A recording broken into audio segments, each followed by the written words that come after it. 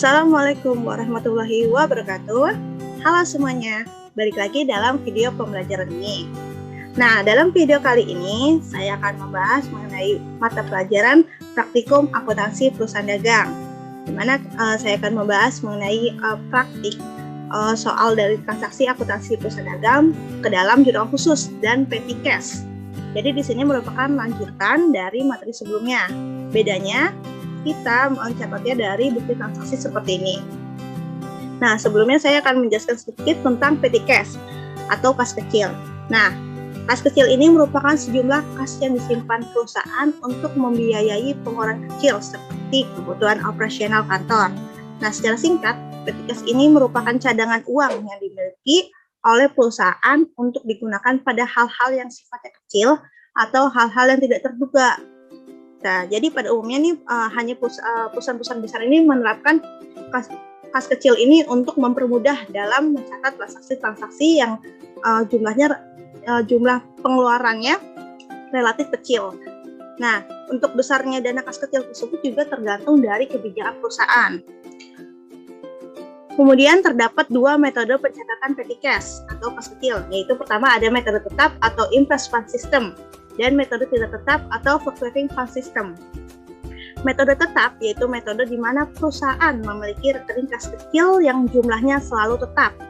Karakteristiknya ialah perusahaan tidak langsung mencatat pengeluaran, namun mengumpulkan bukti transaksi pengeluarannya. Jadi metode tetap ini dia tidak mencatat setiap transaksi dicatat saat itu juga, namun dicatatnya saat nanti pengisian dana kas kecil kembali.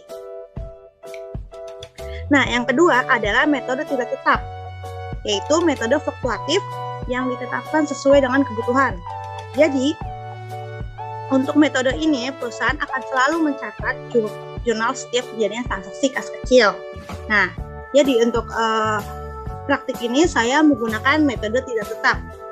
Nah, di sini ada contoh, yaitu PD Subur adalah perusahaan perorangan yang bergerak dalam perdagangan. Perusahaan tersebut membeli barang dagangan secara kredit dari beberapa distributor dan kemudian menjualnya secara kredit atau tunai ke beberapa toko dan para langganan lainnya di Bandung. Di sini kita perusahaan sebagai PD Subur. Nah, ini adalah daftar akunnya dan di sini adalah bukti-bukti transaksinya. Nah, sebelum itu kita isi terlebih dahulu untuk nama perusahaan, periode, dan mata uangnya. Ini isi PD Subur. Ini untuk transaksi Desember 2009, berarti per 31 Desember 2009.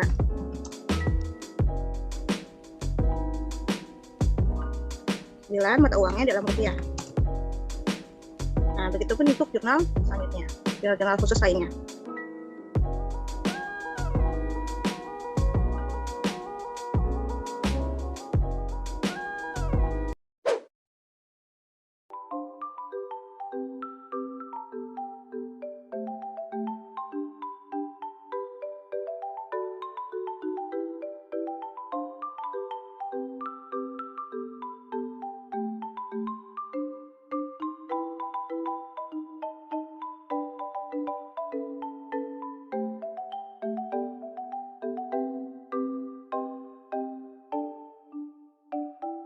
Nah, jika sudah semua, kita dapat langsung mencatatnya ke dalam jurnal ini, jurnal khusus.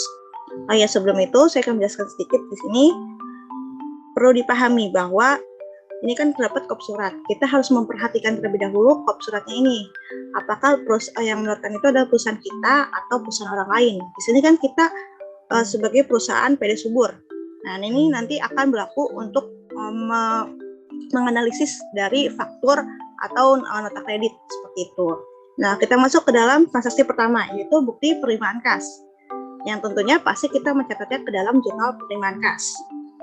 Kita catat di sini bulan Desember 2009 untuk tanggal 3. Kita masukkan nomor buktinya adalah BKM 121. Nah, keterangannya adalah pelunasan faktur pada Guskom Komputer. Berarti kita isi Guskom Komputer. Kemudian karena kita karena kita menerima pelunasan piutang, ini kan pelunasan faktur, berarti kita menerima pelunasan piutang, berarti kas kita bertambah sebesar 34.100.000 dan piutang kita berkurang sebesar 34.100.000. Nah, sudah. Kemudian transaksi selanjutnya adalah voucher kas kecil. Nah, di sini sudah diketahui adalah voucher kas kecil, berarti kita mencatatnya ke dalam jurnal kas kecil atau petty cash. Sini masukin bulan 2009, tanggalnya tanggal 4. Nomor buktinya V122. Nah, keterangannya adalah rekening adalah listrik dan telepon. Nah, ini biarpun di sini dipisah, namun kan di sini akunnya adalah gabung antara listrik dan telepon. Berarti kita masukin beban listrik dan telepon bertambah di debit dengan nomor akunnya adalah 6.1100. Nah, jumlahnya 900.000. Dan kas kecil kita berkurang. Yang berkurang jadi kas kecil, bukan kas. Berbeda ya antara kas kecil dan kas. Ini adalah 900.000 di kredit. Nah, kemudian selanjutnya faktur. Kita lihat ini hanya faktur. Kita belum tahu nih faktur penjualan atau faktur pembelian. Nah, kemudian kita lihat di kopnya. Ini perusahaan yang mengeluarkan perusahaan siapa? Perusahaan kita kan, PD Subur. Berarti ini adalah faktur penjualan. Gitu. Maka kita catat ke dalam penjualan. Jurnal penjualan ini fakturnya. Ini adalah penjualan kredit ya, maka kita catatnya ke dalam jurnal penjualan. Masuk ke tanggal 6. Nomor buktinya adalah F121. Nah, keterangannya adalah di sini kita menjual kepada elektron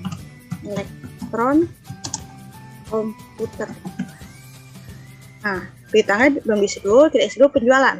Di sini, penjualan kita lihat di sini total harga. Harga yang kita jual yaitu 223 juta. 223 juta. Nah, karena ini jurnal penjualan, maka akan ada PPN. PPN namanya PPN keluaran. Yaitu sebesar 22.300.000 atau 10% dari harga penjualan. Nah, kemudian dia hanya ada penjualan dan PPN. Jika sudah seperti ini, berarti kita hitung piutang dagangnya di sisi debit sebesar total penjualan ditambah dengan PPN keluaran. Sehingga hasilnya adalah 245.300.000. Nah, jika sudah seperti ini kan jelas faktur penjualan. Harusnya kita akan mencatat harga pokok penjualan ke dalam jurnal umum. Namun dalam transaksi ini nih tidak diketahui harga pokok penjualannya. Dan ini kita belum mencatat tentang kartu persediaan, tidak mencatat harga dasar pembeliannya. Maka untuk saat ini tidak perlu dicatat ke dalam jurnal umum. Oke, jadi kita bisa langsung lanjut ke dalam ke transaksi selanjutnya. Nah, di sini adalah bukti pengeluaran kas.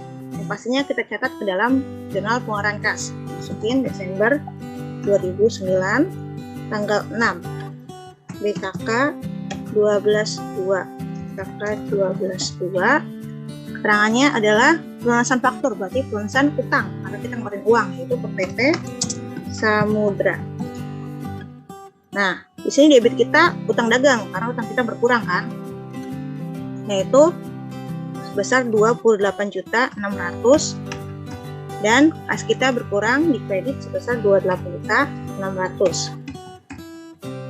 Nah, oke, lanjut. Nah, selanjutnya adalah transaksi nota kredit. Di sini kita lihat yang mengeluarkan adalah PD Subur, yaitu perusahaan kita. Maka ini adalah retur penjualan. Kemudian kita catat ke dalam jurnal umum. Jurnal umum, masukkan bulan 2009, tanggal 7, nomor buktinya NK121. Nah, keterangannya adalah karena retur penjualan, kita mendebit retur penjualan. Penjualan sebesar 52 juta, itu harga jualnya 52 juta. 52 juta. Nah, kemudian di sini terdapat PPN. Maka PPN kan kita menjual, dibalikin lagi PPN-nya berkurang. Yaitu PPN karena ini adalah retur penjualan, maka PPN-nya PPN keluaran. PPN keluaran.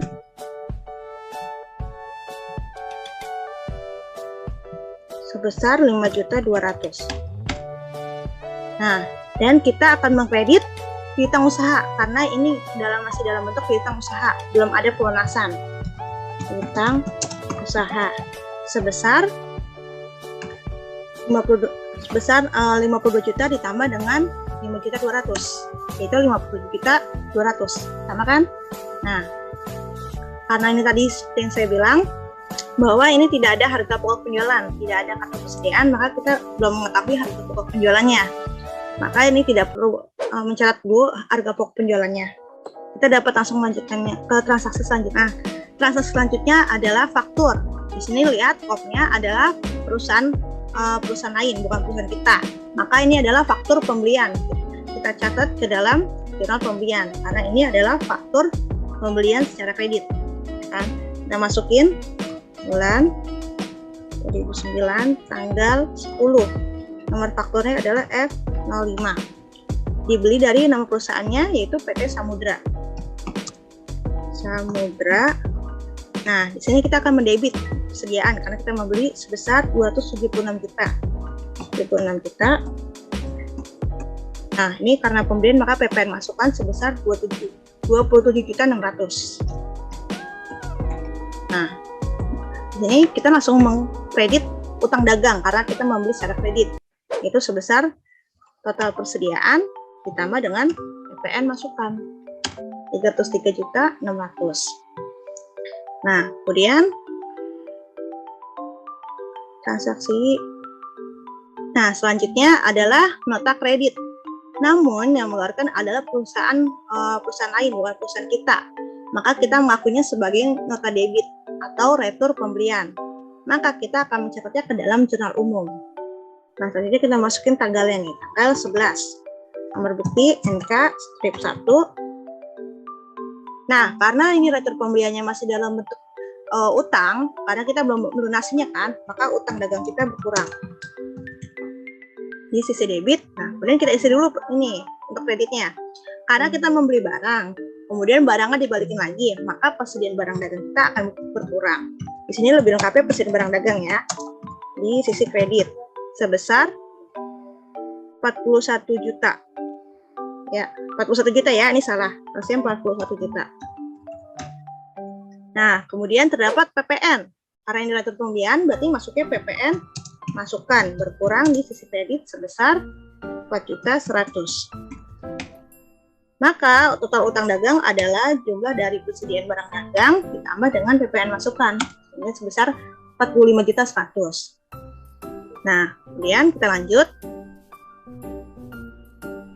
Nota kotan yang mengeluarkan adalah perusahaan kita PT Subur. Maka ini adalah penjualan tunai ya. Kita mencatatnya ke dalam jurnal penerimaan kas. Kita masukkan tanggal 13, kemudian KN 01. Nah, di sini kita keterangannya adalah penjualan tunai.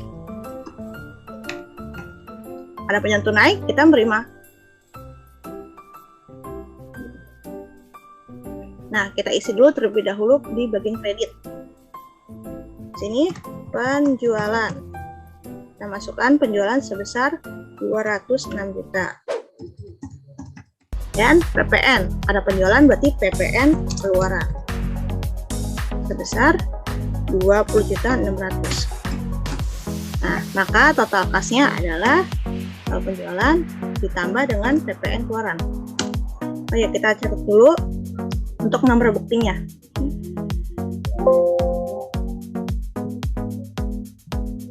Nah, kita catat dulu untuk nomor buktinya.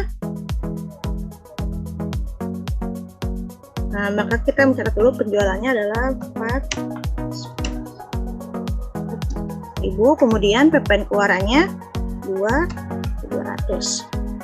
Nah, ini tadi yang jurnal umumnya belum dimasukin nih.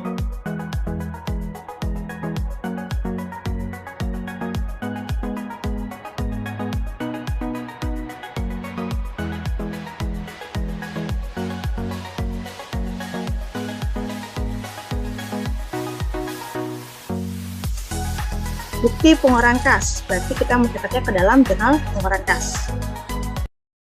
Masukin transaksi tanggal 30.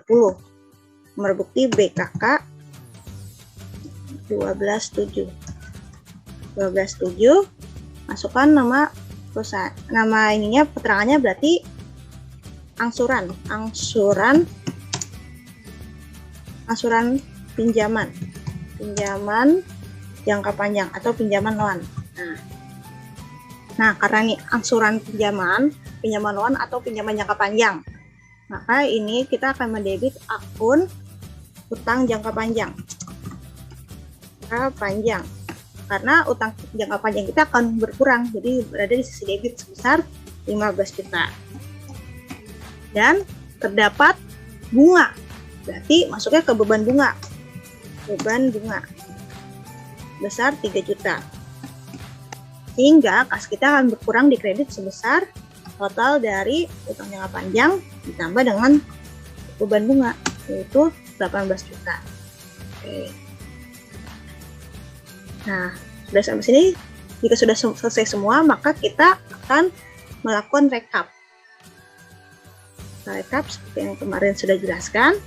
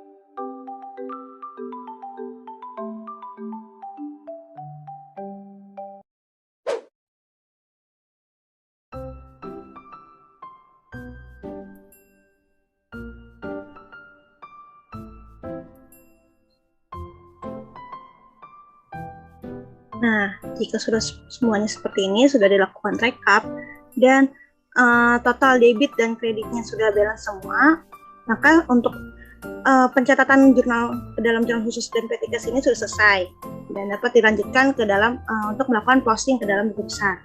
Jadi perlu diingat, untuk pencatatan harga pokok penjualan itu nanti dicatat ketika diketahui harga pokok penjualan, atau misal dalam bukti transaksi seperti ini nantinya harus ada kartu persediaan. Cuman hanya karena untuk sekarang ini belum diketahui harga pokok penjualannya dan tidak ada kartu persediaan, maka tidak perlu dicatat terlebih dahulu seperti itu. Oke, saya rasa cukup untuk video pembelajaran kali ini. Semoga videonya bermanfaat. Terima kasih dan wassalamualaikum warahmatullahi wabarakatuh.